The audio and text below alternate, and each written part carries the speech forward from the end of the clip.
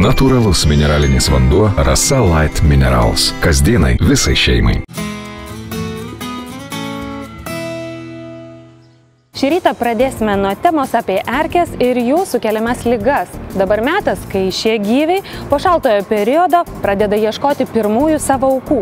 Kaip jomis netapti, kalbėsimės su specialistais ir viską pamatysime reportaže. Apie erkes, jų pavojus ir skiepus nuo erkinio encefalito pakalbėsime šiek tiek vėliau. O dabar eikime į vaikų gydytojos kabinetą ir išklausykime bendrą informaciją apie vaikų skiepus.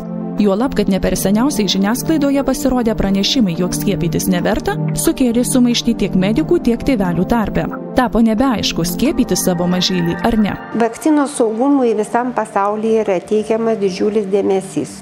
Jos turi atitikti nacionalinius ir tarptautinius reikalavimus ir vakcinų neigiamos pašalinės reakcijos turi būti registruojamos. Įvairiose šalise yra nepageidaujamų reiškinių registracijos ir stebėjimo centrai. Taip, kad tėveliai pastebėję kažkokių tai neigiamų reakcijų turėtų pranešti savo gydančiam gydytojui ir būtinai tos pašalinės reakcijos turėtų būti užregistruojamos. Vaikų skiepai siekiama užkirsti kelią sunkiom ir pavojingom infekcinėm ligoms, su kuriomis mažo vaiko imuninė sistema dar nepajėgi kovoti.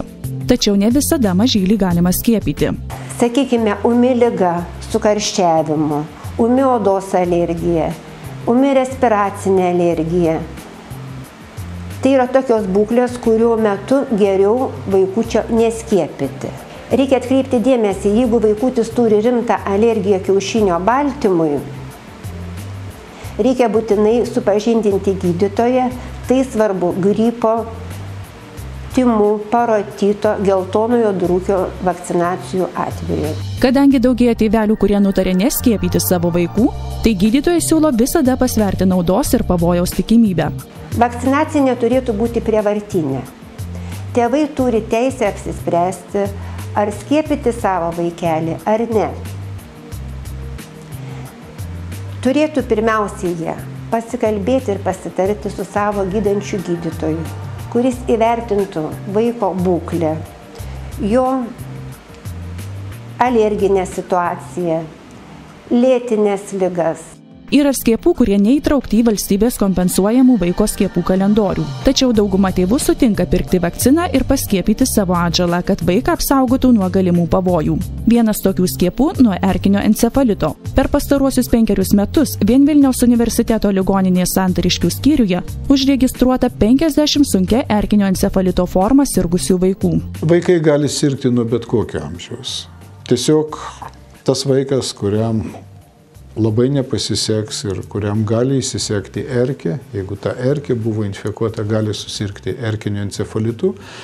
Ir literatūroje randama aprašymų, kai labai maži vaikai, netgi kūdikiai, kelių mėnesių amžiaus kūdikiai, gali susirgti erkiniu encefalitu, jeigu jie užsikrečia. Kadangi erkė skirtingai nuo uodų patekusi ant odos tik po kelių valandų ar kartais net po paros laiko įsisiurbė į odą, tai jei grįžę po miško nusiprausime, didelė tikimybė, kad erkę nuplausime. Jei erkė jau įsisiurbė, tuomet būtina atsargiai ją ištraukti. Deja, kalbant apie erkinį encefalitą, jeigu erkė jau įsisegė, mes nieko profilaktiškai padaryti nebegalim, kai kalbam apie erkinį encefalitą. Labai svarbu teisingai erkę nuimti, galvojant apie kitą erkių platinamą lygą, galvojant apie Laimo boreliozę arba Laimo lygą. Ten borelijos yra erkės pilvuke ir labai svarbu to pilvuko nesuspausti. Erkę nuimti kokiu nors prietaisu suimant už galvutės, kad nesuspaust pilvuko, kad iš erkės nepadaryt tokio mikrošvirkšto ir kad erkės pilvo turinys kartu su bakterijomis nepatektų į žaizdelę. Bet tai yra Laimo liga, tai yra boreliozė. Erkinio encefalito virusas yra erkės seilėse. Ir jeigu erkė jau yra įsisegus, jau yra tikimybė, nepriklausomai nuo laiko, kiek ilgai erkė buvo įsisegusi, jau yra tikimybė, kad erkė užkrės. Jokiu būdu neklausykite močiučių patarimų ant įsisiurbusios erkės pilti aliejaus ar kitų kvapiųjų medžiagų. Taip erkė žus ir atsipalaiduos.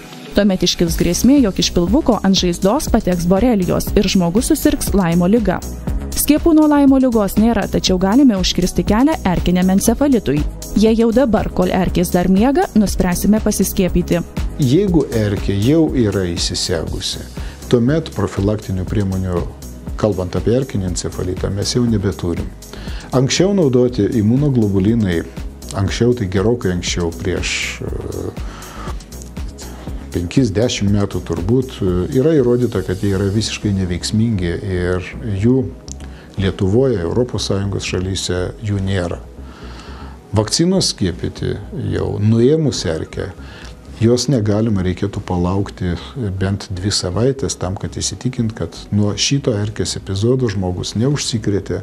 Kaip sakė vaikų gydytoja, tik tėveliai žino ir renkasi, kas jų vaikams geriausia. Tad nei prievartos, nei priekaištų, nei pykčių neturėtų būti dėl jų pasirinkimo.